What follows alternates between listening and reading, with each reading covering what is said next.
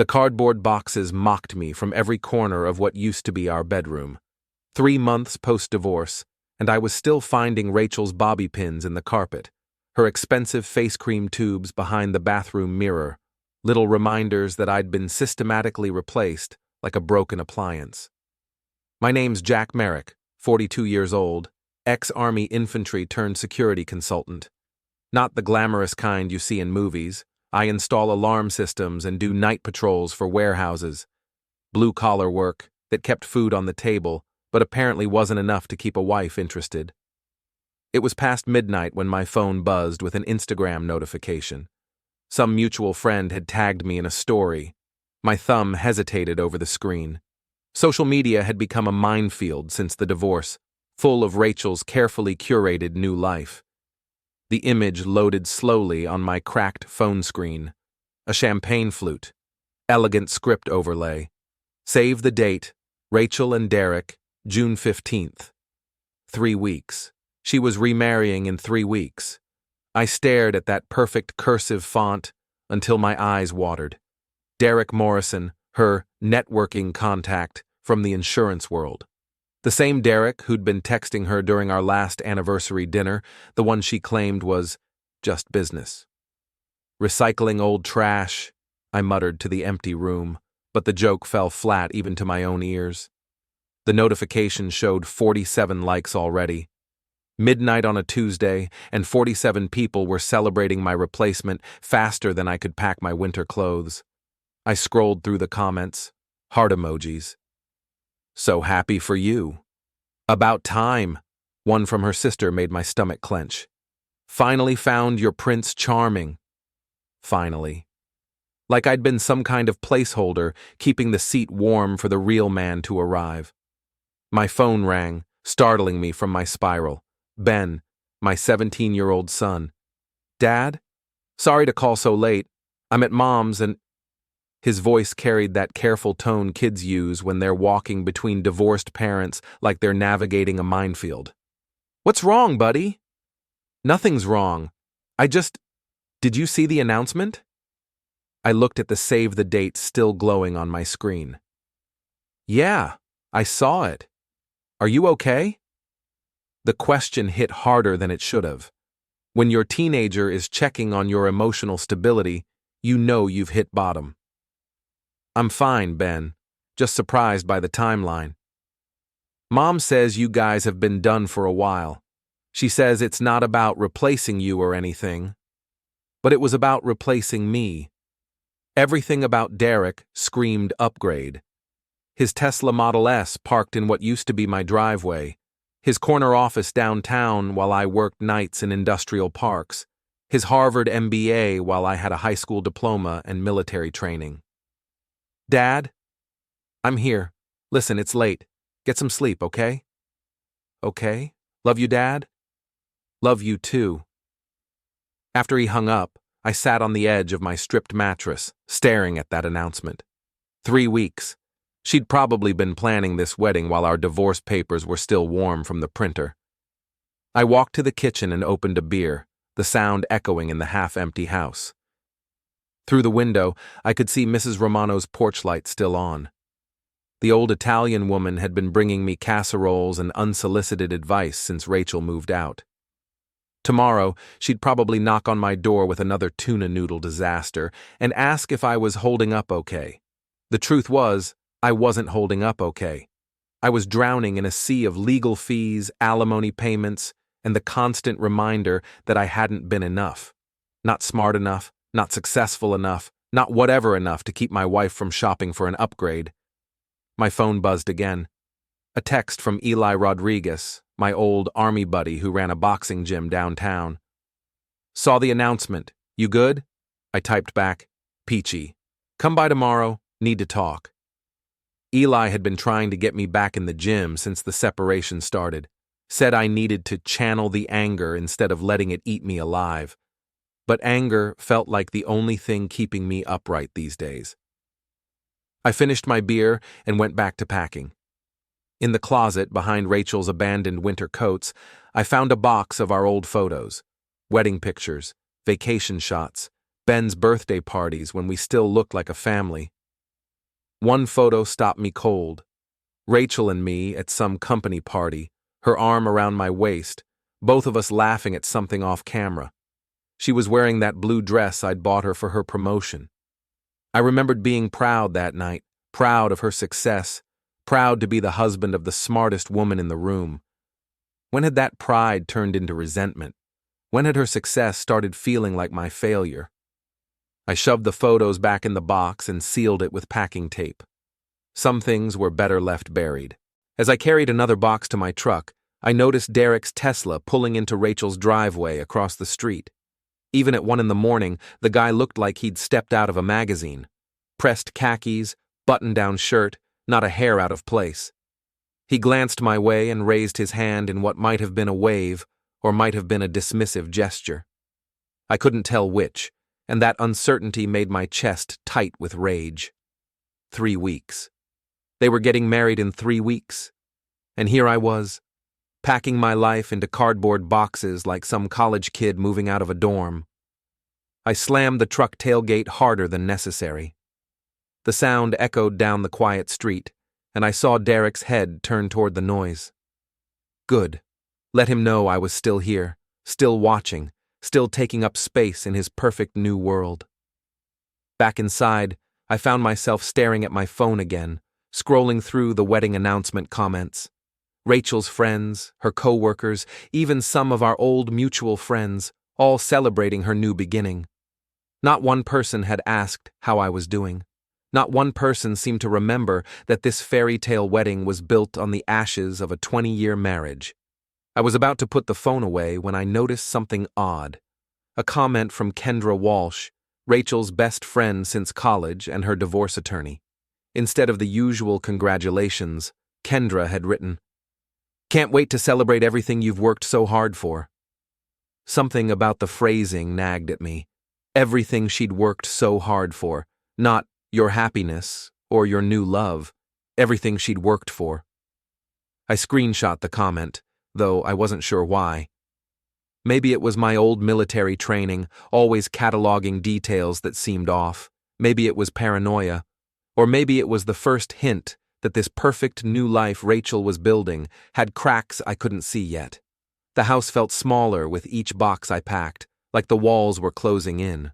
By dawn, I'd be gone from this place, starting over in a 1-bedroom apartment across town while Rachel played house with her upgrade.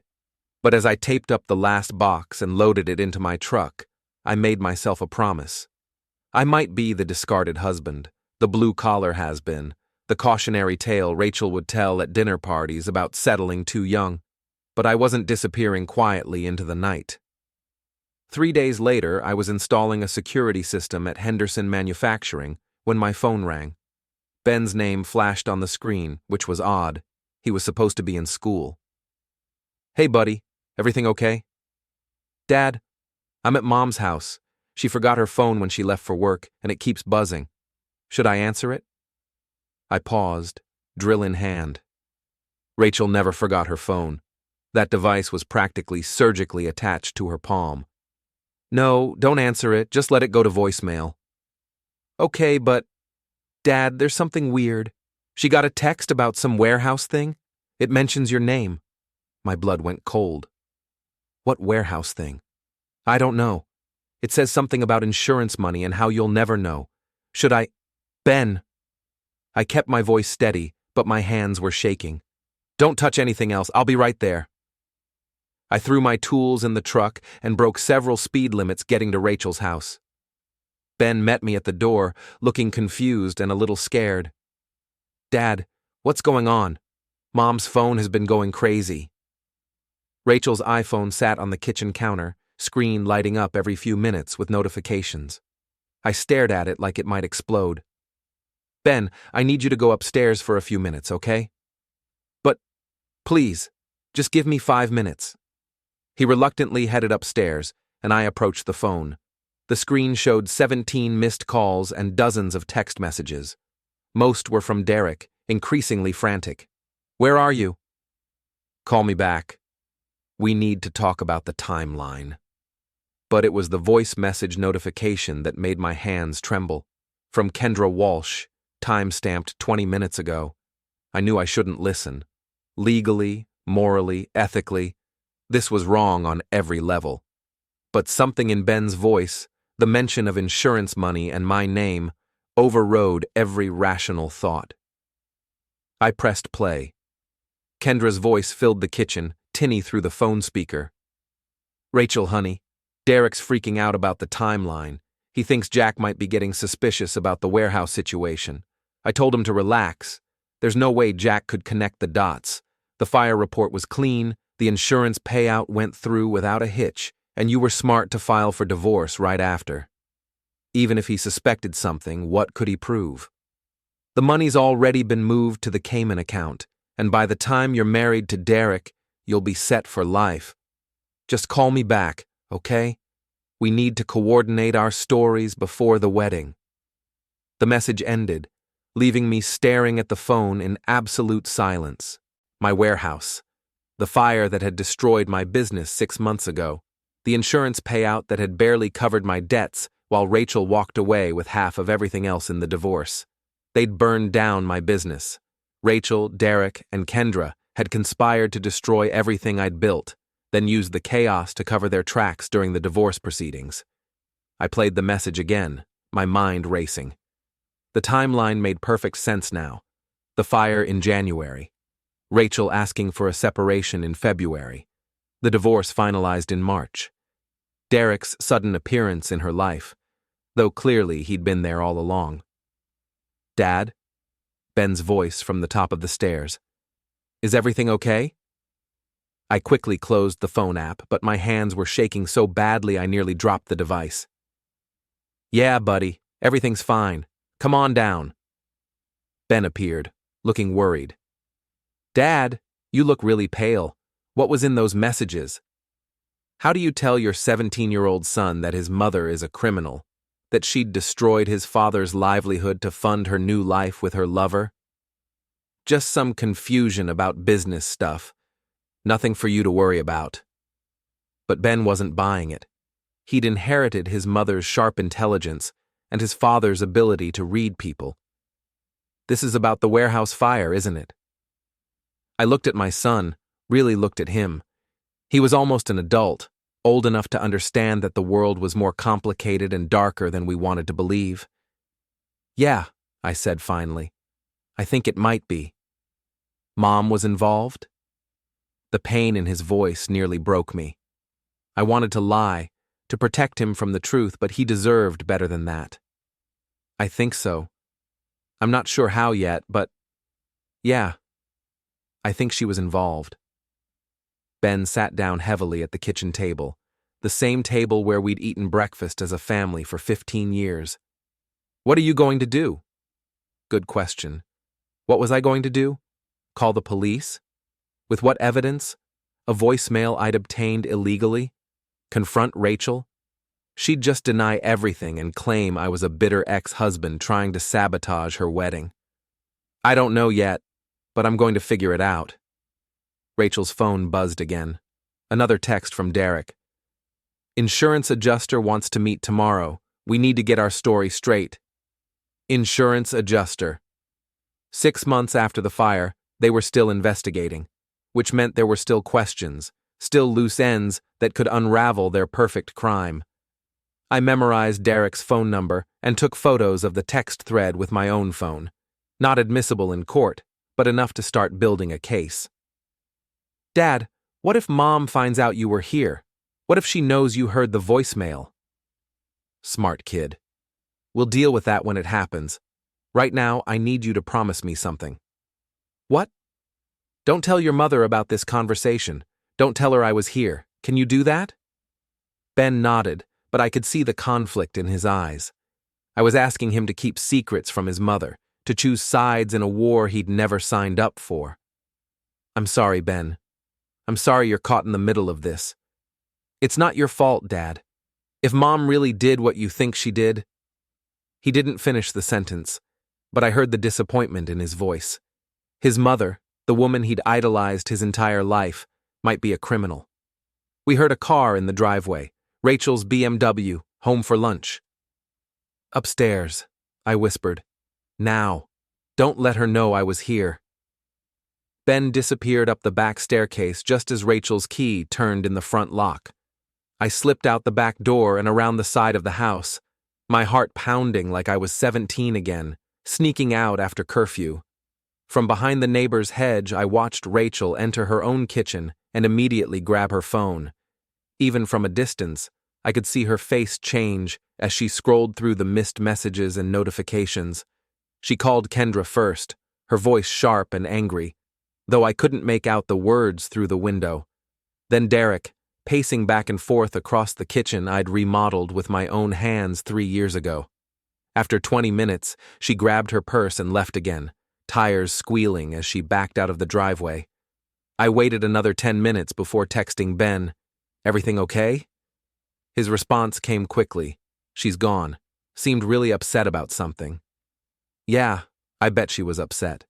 Her perfect crime was showing cracks, and her perfect wedding was 3 weeks away. I drove back to the Henderson job, but my mind wasn't on security systems anymore. It was on insurance adjusters and Cayman bank accounts, and the look on Rachel's face when she realized her discarded husband wasn't as stupid as she'd thought. That night, I called Eli. "I need that gym session after all," I told him. "About time. What changed your mind?" "Let's just say I found some motivation." Motivation for what? I stared out my apartment window at the city lights, thinking about Rachel and Derek celebrating their engagement while my business lay in ashes. For playing chess instead of checkers. Eli was quiet for a moment. "Jack, what are you planning?" "I'm planning to stop being the victim in this story." "That sounds dangerous." "Good," I said. "It should." Eli's gym occupied the basement of a converted warehouse downtown, all exposed brick and industrial lighting that made everyone look like they were training for a movie role. The place smelled like sweat and determination, with a soundtrack of heavy bags being punished and weights clanging against metal. I found Eli in his office, a cramped space overlooking the main floor where a handful of serious fighters were working the speed bags. "You look like hell," he said, without looking up from his paperwork. "Thanks. Always knew you'd make a great motivational speaker."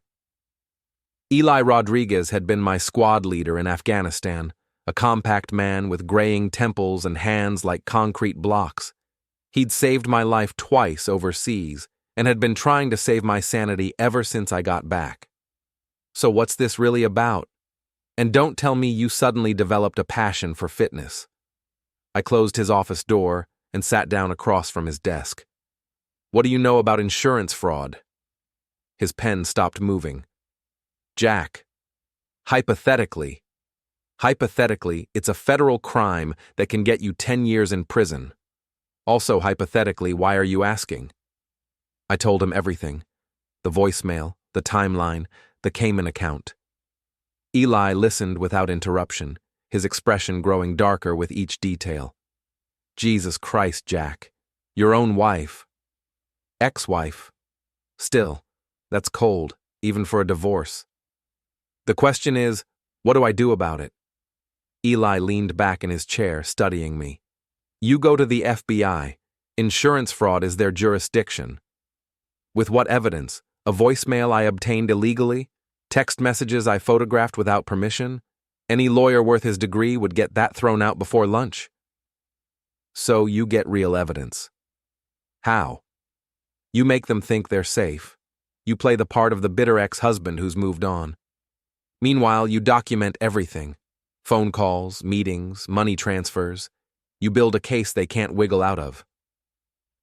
It sounded simple when he said it, but I could see the complications already. That could take months. They're getting married in 3 weeks. So once they're married, spousal privilege kicks in. Rachel can't be forced to testify against Derek, and vice versa. They get married. They're bulletproof. Eli was quiet for a long moment, processing the timeline. "Then you don't have months. You have 3 weeks to either stop the wedding or make sure they incriminate themselves before it happens."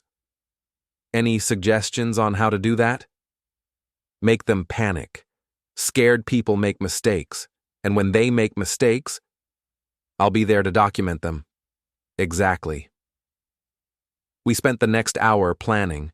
Eli had contacts in private investigation, surveillance equipment, even a few friends in law enforcement who owed him favors. By the time I left his gym, I had a strategy. Step 1, make Derek think I was suspicious. Step 2, force them to communicate about the crime. Step 3, document everything. Step 4, destroy them. The next morning, I put the plan into motion. I drove to Derek's office building downtown, a gleaming glass tower that screamed success and corporate ambition. His Tesla was in the parking garage, level 3, spot 47. Reserved parking, naturally. I didn't touch his car, didn't leave a note or key the paint or slash his tires. I just stood there for 5 minutes, in full view of the security cameras, looking at his license plate and taking pictures with my phone. Then I left. 2 hours later, I was at the coffee shop across from Rachel's office building, sitting by the window with a clear view of the entrance. I didn't go inside, didn't try to talk to her. I just sat there, drinking terrible coffee and reading a newspaper, visible to anyone who might be looking. After an hour, I saw Rachel's BMW pull up to the valet stand. She got out, looked directly at the coffee shop window, and froze. Our eyes met through the glass. I raised my coffee cup in a mock toast, then went back to reading my paper. She stood there for 30 seconds, phone pressed to her ear, talking rapidly to someone. Derek, most likely. That afternoon, I visited the site of my old warehouse. The lot had been cleared, nothing left but a concrete foundation and some scattered debris. I walked the perimeter slowly, taking pictures, making notes in a small notebook. A few neighbors came out to watch, and I made sure to chat with them about the fire, about how strange it was that the sprinkler system had failed, about how convenient the timing had been for my divorce settlement. Word would get back to Rachel. In a neighborhood like this, gossip traveled faster than wildfire. By evening, my phone was ringing. "Jack?" Rachel's voice, tight with controlled anger. "We need to talk." "Hello to you too, Rachel. Congratulations on the engagement, by the way. Derek seems like a real catch." "Cut the shit. What are you doing?" "I'm not sure what you mean." "You were at Derek's office. You were watching my building. You were at the warehouse site asking questions." "It's a free country, Rachel. I can go wherever I want." "Not when you're harassing my fiancé and interfering with my life." "Harassing? I haven't spoken to Derek. Haven't even been within 50 feet of him." "Then what were you doing at his office?" "Just curious about the man who's going to be my son's stepfather."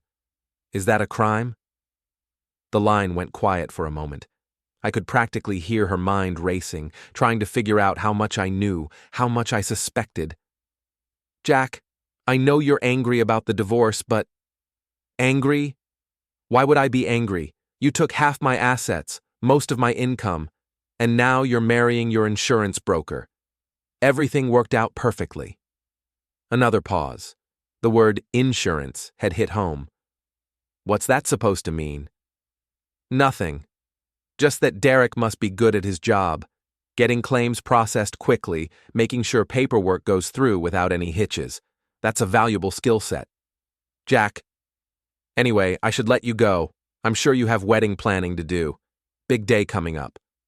I hung up before she could respond. Within an hour, my phone was buzzing with text messages from an unknown number. Derek's phone, based on the number I'd memorized from Rachel's phone. "We need to meet. This has gone far enough. Call me back." I didn't respond to any of them. The next morning, I found Derek waiting by my truck outside my apartment building. He looked like he hadn't slept, his usually perfect hair disheveled, his shirt wrinkled. "We need to talk," he said. "Good morning to you too, Derek. How's the wedding planning going?" "Cut the games, Jack. What do you want?" "Want? I don't want anything. I'm just trying to understand how my business burned down right before my divorce and how quickly the insurance claim got processed. Professional curiosity." Derek's face went pale. "That was a legitimate claim." "I'm sure it was. Just seems like quite a coincidence, don't you think? The timing and all. Fires happen. Insurance pays out. That's how the system works. Of course. And I'm sure everything was completely above board. The investigation, the paperwork, the payout. No corners cut, no favors called in. What are you implying? I stepped closer to him, close enough to see the sweat beading on his forehead despite the cool morning air. I'm not implying anything, Derek. I'm just a simple guy trying to understand how the world works, how a warehouse with a brand new sprinkler system burns to the ground, how an insurance claim that should take months gets processed in weeks, how my wife suddenly wants a divorce right after the payout comes through. You're paranoid. Maybe. Or maybe I'm finally starting to pay attention. Derek pulled out his phone, hands shaking slightly. I'm calling the police. This is harassment. Go ahead. I'm sure they'd love to hear about your theory. While they're here, maybe they can explain why the fire investigation was closed so quickly. I've been meaning to ask about that. Derek lowered his phone, his face now completely white. What do you want? He asked again, but this time his voice was barely a whisper. I want the truth, Derek. But something tells me you're not ready to give me that yet. I got in my truck and drove away, leaving him standing in the parking lot with his phone in his hand and panic written across his face. That night, Eli called with an update. Your boy Derek made some interesting phone calls today. My contact at the phone company says he called Rachel 6 times, Kendra Walsh 4 times, and someone at Cayman National Bank twice. Cayman National. That's where Kendra mentioned the account. Sounds like they're moving money around, trying to cover their tracks, or getting ready to run. Either way, they're scared. Your plan is working. But as I hung up the phone, I realized that scaring them was only the first step. The real challenge would be making sure they incriminated themselves before they figured out how to disappear. The wedding was 2 weeks away, and the clock was ticking. The wedding venue was the Riverside Country Club, the kind of place where Rachel had always dreamed of getting married back when we were young and stupid and thought love conquered all. Now she was getting her fairy tale wedding, just with a different groom.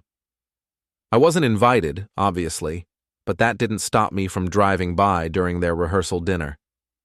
Through the floor-to-ceiling windows, I could see the happy couple making toasts, surrounded by friends and family who'd written me out of their lives the moment the divorce papers were signed. My phone buzzed with a text from Ben. At Mom's rehearsal dinner. Wish you were here. At least someone still remembered I existed. I was about to drive home when I saw Kendra Walsh step outside for a phone call. Rachel's best friend and co-conspirator, looking elegant in a black cocktail dress that probably cost more than my monthly rent. This was my chance. I parked across the street and waited. Kendra paced back and forth on the club's terrace, gesticulating wildly as she talked. Even from a distance, I could tell she was agitated. After 10 minutes, she hung up and headed back inside, but I was already moving. I intercepted her at the club's front entrance, stepping out of the shadows like something from a noir film. Kendra, you look lovely tonight. She spun around, her face cycling through surprise, fear, and finally anger. Jack, what are you doing here? Just enjoying the evening air. Beautiful night for a rehearsal dinner. You need to leave, now. It's a public sidewalk, Kendra. I have every right to be here. She glanced nervously toward the club's windows where the party continued without her. What do you want? Just to chat with an old friend. We haven't talked since the divorce proceedings. I never got a chance to thank you for your excellent legal work. I was just doing my job. Oh, you did much more than that. You were very thorough, very creative in how you structured the settlement. Kendra's grip tightened on her clutch purse. Jack, I don't know what you think you know, but I know that you advised Rachel to file for divorce immediately after the insurance payout. I know that you helped set up offshore accounts. I know that you've been coordinating stories about a certain warehouse fire. The color drained from her face. You're fishing. You don't have any proof of anything. Don't I? I pulled out my phone and played a few seconds of her voicemail to Rachel. Her own voice filled the quiet evening air. There's no way Jack could connect the dots. The fire report was clean. The insurance payout went through without a hitch. Kendra's eyes went wide. How did you? That's illegal. You can't record private conversations. I didn't record anything. This is a voicemail you left on my ex-wife's phone, a phone that happened to be in my son's presence when the message arrived. It was a stretch of the truth, but Kendra didn't know that. What do you want? She whispered. I want you to call off the wedding. What? Tell Rachel and Derek that the wedding is off. Tell them you've discovered some legal complications with the divorce settlement. Buy me some time to build a proper case. I can't do that. Rachel would kill me. Rachel's going to have bigger problems than a delayed wedding when the FBI starts investigating insurance fraud. Kendra looked toward the club windows again, where Rachel was visible at the head table, laughing at something Derek had said. You don't understand. This isn't just about Rachel and Derek. There are other people involved, other investments. If this falls apart, what other people? But Kendra had already said too much. She backed away from me, shaking her head. I can't, I won't. You have no idea what you're messing with, Jack. Then explain it to me. Go home. Forget about this. Move on with your life. Like you moved on with my insurance money? Kendra turned and hurried back into the club, leaving me standing alone on the sidewalk with more questions than answers. Other people involved. Other investments. This was bigger than just Rachel and Derek burning down my warehouse. This was organized, systematic fraud, and I was just one victim among many. I drove home and called Eli. We need to accelerate the timeline, I told him. This thing is bigger than we thought. How much bigger? I don't know yet. But Kendra just implied there are other victims, other investments. Rachel and Derek aren't just thieves. They're part of some kind of organized fraud ring. Jesus. Jack, maybe it's time to call the FBI for real. With what? A voicemail and some suspicious phone calls? We need more. What do you have in mind? The wedding is tomorrow night. Everyone involved will be in one place, celebrating their success. People get careless when they think they've won. You're going to crash the wedding? I'm going to give them a wedding they'll never forget. The next day, I spent hours preparing. Eli loaned me a digital recorder, barely bigger than a matchbook. I practiced activating it without looking, hiding it in different pockets, making sure I could capture audio even in a crowded room. I also made some phone calls. To the fire investigator who'd handled my warehouse case, to my insurance company's fraud department, to a reporter at the local newspaper who specialized in white-collar crime. I didn't give them any details, just asked them to be available tomorrow night for a potential story. As the sun set, I drove back to the Riverside Country Club. The parking lot was full of expensive cars, and I could hear music drifting from the reception hall. Rachel's dream wedding was in full swing. I parked at the far edge of the lot and walked toward the building. Through the windows, I could see the reception in progress. Rachel looked stunning in her white dress, dancing with Derek while their guests applauded. For a moment, I felt a stab of something that might have been regret. We'd been happy once, Rachel and I. We'd talked about growing old together, about watching Ben graduate and get married and have kids of his own. But that was before I knew what she was capable of. Before I understood that our entire marriage had been built on lies and manipulation. I activated the digital recorder and walked through the front door like I belonged there. The reception was everything Rachel had always wanted. Crystal chandeliers, elegant floral arrangements, a live band playing jazz standards. The guest list was a who's who of the local business community, all of them celebrating the happy couple's new beginning. I grabbed a glass of champagne from a passing waiter and made my way through the crowd, listening to conversations, looking for familiar faces from my old life. That's when I spotted him. Marcus Webb, a claims adjuster from Derek's insurance company. I recognized him from the warehouse investigation, remembered his questions about the sprinkler system failure, his concerns about the rapid spread of the fire. Marcus was standing near the bar, deep in conversation with two other men I didn't recognize. I moved closer, pretending to admire the floral arrangements while I listened to their conversation. "Third one this quarter," Marcus was saying. "Same pattern every time. New sprinkler system, mysterious electrical failure, rapid payout." "Anyone asking questions?" one of the other men asked. "Fire department's getting suspicious. They've requested a federal review of all commercial fire claims processed in the last 18 months. My blood ran cold. Federal review. If the FBI was already investigating, then my amateur detective work might have just made things worse for everyone involved. "How much time do we have?" the third man asked. "Maybe a month before they start issuing subpoenas. We need to clean house fast." Clean house. That sounded ominous. I was so focused on their conversation that I didn't notice Derek approaching until he was right beside me. "Jack, I didn't expect to see you here." I turned to face him, keeping my expression neutral. "Wouldn't miss it for the world. You and Rachel look very happy." "What are you really doing here?" "Celebrating your success. Both of you have done so well for yourselves lately." Derek glanced toward Marcus and the other men, who had gone quiet when they noticed our conversation. "I think you should leave. The party's just getting started."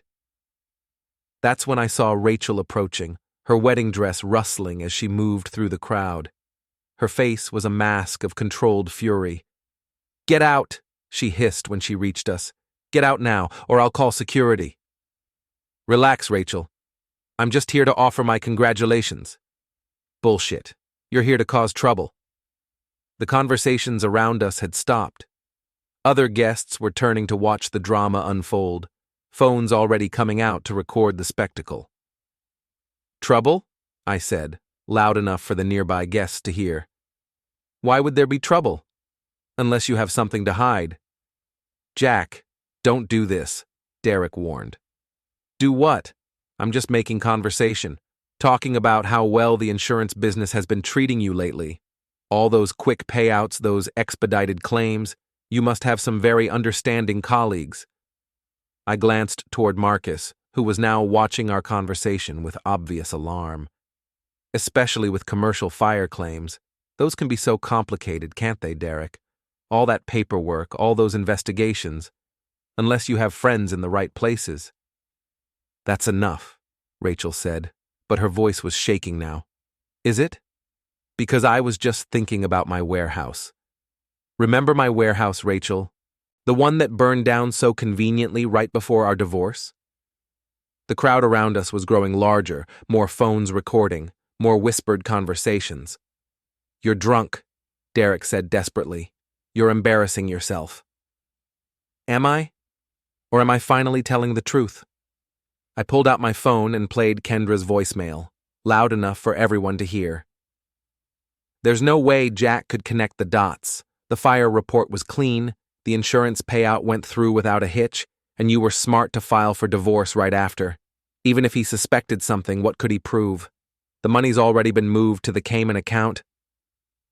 The reception hall went completely silent, except for the sound of Kendra's voice detailing their conspiracy.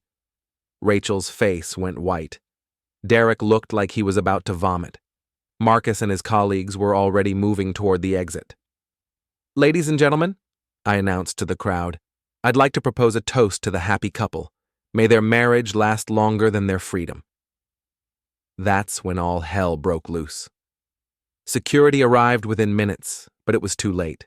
Half the wedding guests had already posted videos to social media, and the other half were calling friends and family to share the gossip. Rachel's dream wedding had become a viral nightmare. As the security guards escorted me toward the exit, I saw Kendra frantically trying to collect phones, begging guests to delete their recordings. Derek had disappeared entirely, probably calling his lawyer or booking a flight to the Cayman Islands. But Rachel stood frozen in the middle of the dance floor, her white dress suddenly looking like a costume from a play that had gone horribly wrong. "This isn't over," she called after me as security pushed me toward the door. Yes, it is, I called back. It's been over for a long time. You just didn't know it yet. Outside in the parking lot, I found Eli waiting by my truck with a satisfied grin. How'd it go in there? Better than I hoped. Worse than they feared. The recorder? I patted my jacket pocket. Got everything, including some very interesting conversations about federal investigations and cleaning house. Jesus, Jack, you really did it. But I wasn't ready to celebrate yet. Humiliating them at their wedding was satisfying, but it wasn't justice. For that, I needed to make sure the authorities had everything they needed to build a case. Come on, I told Eli. We have some phone calls to make. We drove to his gym, where I spent the next 3 hours on the phone with FBI agents, insurance investigators, and fire department officials. I turned over the digital recorder, provided copies of all the text messages and photos I'd collected, and gave them a detailed timeline of everything I'd discovered. By midnight, federal agents were knocking on doors across the city. Derek was arrested at the airport, trying to board a red-eye flight to Miami with 2 suitcases full of cash and a one-way ticket to the Cayman Islands. Kendra was taken into custody at her law office, where agents found boxes of falsified insurance documents and bank records showing payments from offshore accounts. Rachel was arrested at the hotel where she and Derek had planned to spend their wedding night. The news footage showed her being led away in handcuffs, still wearing her wedding dress, her face a mask of rage and disbelief. But the biggest surprise came the next morning, when the FBI announced that they'd uncovered a multi-million-dollar insurance fraud ring involving dozens of fake claims and at least 15 victims across 3 states. My warehouse hadn't been their first target. It hadn't even been their biggest score. I was just one small piece of a much larger criminal enterprise that had been operating for years. The investigation revealed that Derek, Kendra, and several other insurance industry insiders had been systematically targeting small business owners, burning down their properties, and splitting the insurance payouts. They'd stolen millions of dollars and destroyed countless lives, all while hiding behind legitimate business facades. Rachel had been recruited into the scheme when she started dating Derek, initially just providing inside information about potential targets. But she'd quickly become a full partner, using her position at the insurance company to expedite claims and minimize investigations. The warehouse fire had been her idea. She'd suggested targeting me specifically because a quick divorce settlement would help cover their tracks, and because she genuinely believed I was too stupid to figure out what they'd done. She was wrong about that last part. The trials took 8 months. Derek pleaded guilty and received 12 years in federal prison. Kendra got 10 years and was disbarred. Several other co-conspirators received sentences ranging from 5 to 15 years. Rachel fought the charges until the end, claiming she was just an innocent victim manipulated by Derek and Kendra. But the evidence was overwhelming, and the jury didn't buy her performance. She was sentenced to 15 years in federal prison and ordered to pay full restitution to all victims. The insurance companies ended up paying out nearly $8 million in claims to the victims of the fraud ring. My share was enough to rebuild my business twice over, with enough left over to set up a college fund for Ben and buy myself a house with a view of the mountains. But the real victory wasn't financial. It was seeing the look on Rachel's face when the judge read her sentence, the moment she realized that her carefully constructed new life was crumbling around her like ash from a burned warehouse. 6 months after the trial ended, I was installing a security system at a small manufacturing plant when my phone rang. The caller ID showed the federal prison where Rachel was serving her sentence. I almost didn't answer, almost let it go to voicemail and moved on with my life. But curiosity got the better of me. "Hello, Rachel." "Jack." Her voice sounded smaller than I remembered, worn down by months of prison life. I wanted to apologize." "For which part? Burning down my business, stealing my insurance money, or trying to frame me as a paranoid ex-husband?" "For all of it. You were right. About everything." I leaned against my truck in the industrial park, watching cameras blink to life, one system at a time rebuilding my world. Why are you calling, Rachel? I never meant for it to spiral, the fire, the fraud. I'm sorry, Jack. For everything. You made choices. Now you're paying. A long pause. Prison clangs echoed behind her. How's Ben? Graduating soon, 3 college acceptances. Tell him I love him? When you're out, if he wants to hear it. Jack, I really am sorry. Sorry doesn't rebuild 15 years or a business. I know. Don't call again. I hung up, returned to work installing alarms that protect other dreams from betrayal. Later, I told Ben about the call. Does she mean it? He asked. Now? Maybe. If she hadn't been caught? Different story. Are you glad she's in prison? I'm glad the truth came out. Glad others won't be hurt. Will you ever forgive her? Maybe someday. Not today. A year later, I spoke at a fraud prevention conference, sharing how silence empowers criminals. Afterward, a woman approached, tears in her eyes. Her restaurant burned, payout too easy. I gave her the FBI contact. She asked questions. Months later, another fraud ring fell, 3 more arrested. Rachel still has 8 years. Derek faces restitution forever. Kendra lost her license and freedom. They thought victims stay quiet. They were wrong. Sometimes the discarded quiet guy becomes the one who refuses to stay broken. Sometimes justice arrives cold, steady, and final.